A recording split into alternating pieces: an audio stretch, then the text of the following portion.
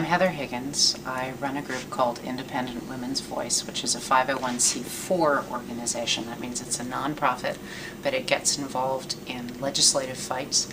It also gets involved potentially in political activity, saying this is a good candidate or not. One of the things that we have been very busy with since actually 2009 is the whole Obamacare fight.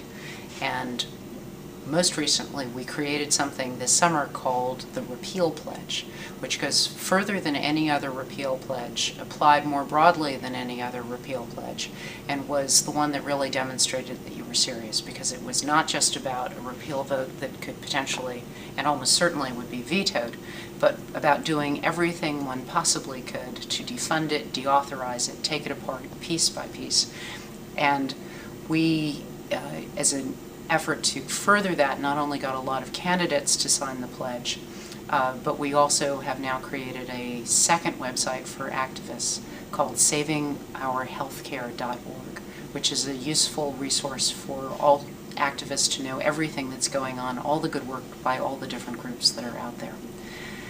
We were aware, obviously, that with the new Congress coming in, there would be a legislative strategy that would be followed, but there were lots of divisions of opinion about what the best legislative strategy was, and there was no coordination with the outside groups to let them know what was happening and how they could be most helpful and seek their input. People just hadn't gotten around to that yet.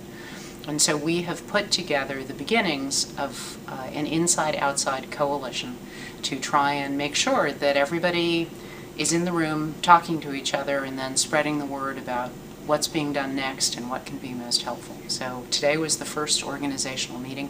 We had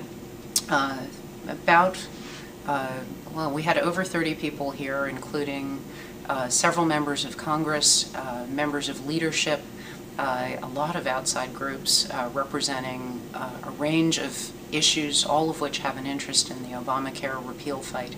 And it was very constructive and looks like it will be something that will be continuing. There are three basic websites that are helpful for the C4. One is Independent Women's Voice, which is iwvoice.org. That gives you a pretty good sense of some of the things and the broad range of things that we are up to. The repeal pledge can always use signatures, both from current incumbents who are going to be voting on the legislation, so we encourage you to get your members to sign up if they have not already. There's a pretty good representation in Texas, but we haven't gotten everyone signed up yet. And we also have citizens signing that, because that gives greater heft and emphasis to the importance of the pledge and telling our members how important that it is to us. And finally, savingourhealthcare.org is the portal site to everything that is going on healthcare, from policy to federal legislation, state legislation, ballot initiatives, events that you can look up by zip code. There's a wide range of pledges on there, all sorts of things that people can do, including activist training.